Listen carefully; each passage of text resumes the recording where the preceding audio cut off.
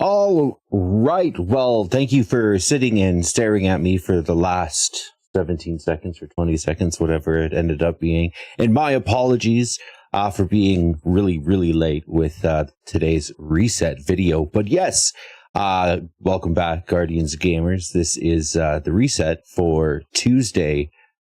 Is it May 28th, I do believe? Yeah, May. All right. So let's, as always, let's take a look at Tess in the Eververse and see what she's got for us today. Come on there, cursor. So first up, we got the Spark of Joy shader. We've got the Coleoptera shader. See if I can spit that one out. We got the Resurrected Shadow effect, the Unseeing to be Shown weapon ornament. That one's for the fixed odds. It's actually not too terribly bad. And we've got me testing the parameters on my fish tank, which drives me absolutely nuts. But yeah, this is definitely me for sure. Just hopefully this doesn't happen. I mean, I'll end up in a big amount of trouble. Anyways, let's take a look what else we can get this week for some Bright Dust. So we've got the Brain Freeze, Ghost Projection, the Immaterial Messenger for the Wishkeeper bow. I actually checked this one out. It's fairly decent. I ended up picking it up because I forgot about it last time it was on here. So yeah, definitely be picking that one up. Next up, we've also got the Bright Nostalgia Sparrow, the Assembly Stinger ship, the Astrologic Ghost Shell, the Vanguard Dare Task.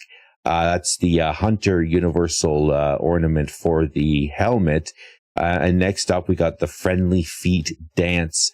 So if you feel like, doing that dance where you're tapping each other's feet together type thing, it's all for you. You could definitely jive out to some beat with that. Moving on, we've also got the Chrysalis Entrance effect, the Up in Smoke effect, and the Fallen Arrival effect.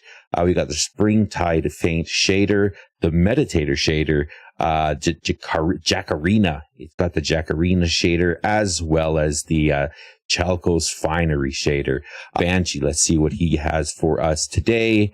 So legendary weapons for today is the Lunalotta Combat Bow, which shoots the Luton's Wellspring, the Arvandil Fusion Rifle with Firmly Planted and One for All, the Annual Skate Hand Cannon with No Distraction and Wellspring, and the Ogma Pulse Rifle with Perpetual Motion and Turnabout.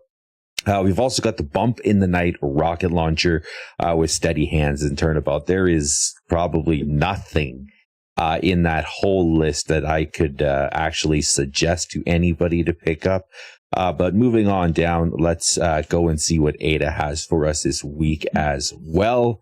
Like I always mention, do me that favor, hit the like and the sub button. It greatly helps me out as well as the channel, trying to get up to that 500 subs. Let's go. You guys are absolutely awesome for joining, hitting those likes, hitting those comments. It's greatly, greatly appreciated. Let's check out Ada and see what she got for us as well. So this week, the legendary armor set for the Hunter is the Errand Knight armor set. So definitely, it like always, the stats are booty. It's not for, picking up to build your character. Definitely be picking up if you want it for transmogging purposes. Some of these, like the helmet, isn't too terribly bad. For shaders, we got the House of Marin shader. We've got the Flowers of Io shader and the New Monarchy shader. Give me a second here, bring up my sticky note. So the Nightfall this week is going to be the birthplace of the Vile, the raid. Actually, this is wrong. The Nightfall, I don't actually have because I didn't update my sticky note, but the raid is going to be King's Fall. The dungeon is going to be Grasp of Avarice this week. The mission, I didn't update it that as well, so my extreme apologies. But I do have what Bungie has recently posted for some updated news. Just let me find it and open it again. There we go. So this is going to be a timeline for some maintenance. I mean, next week is like the biggest change in Destiny, I would say almost since Forsaken. Like, honestly, the amount of things that they are changing is it's huge. It's going to be a totally different game to get used to. Everything's going to be completely different. So, it's going to take a while to get into everything and get it ready. As we've noticed, there has been some glitches here and there, which tends to always be the issue.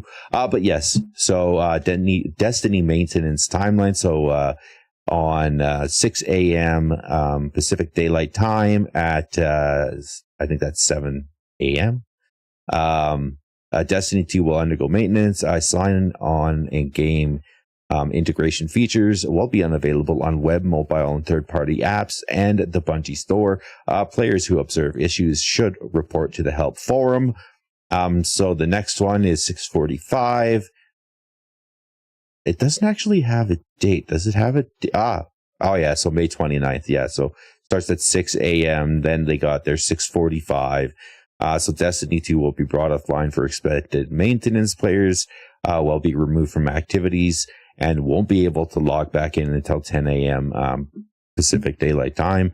Ongoing Destiny maintenance and expected to conclude at 12 p.m. PDT. So, like I said, the 10 a.m. is their next bit. So the latest Destiny 2 update will be available across all platforms and regions. Players will be able to log back into Destiny 2. Players logging into the game may be placed in a queue and may experience sign-on issues as background maintenance is ongoing. Basically, they just don't flood the game instantly. Say there's like 100,000 people waiting to play to get in. They just don't flood the game, so it doesn't crash the servers. Clan features may remain offline until maintenance is complete. So a lot of this stuff going forward into the final shape with clan maintenance will be changing. And next up, the 12 p.m. Destiny 2 maintenance is expected to conclude. Console players who encounter issues uploading should restart their console and try downloading the update. And last but not least, players who observe issues should always report to the help forum. That doesn't mean going and complaining on Twitter and social media. I mean, go to the help forum, see what they can do, because you're probably not the only one experiencing the issue. Due to complexities with each release, stated times may not line up exactly to release times for minute-to-minute updates follow. And that's one thing that I have really always loved is if there's like a 20-minute, half an hour, 5-minute or whatever delay, Bungie team or whoever gets on there and posts on Twitter, and that does get passed around really quick. So definitely be checking Twitter out if you guys are looking for any updates on why Destiny you're not able to log in. Everybody, thank you very much. Like I said, hit those like and sub buttons if there is any of the exotic missions that you guys are looking to do, the raids or the dungeons. Right on my YouTube page is a link for the Discord. Come and check us out. I can't wait for next week to get into the final shape.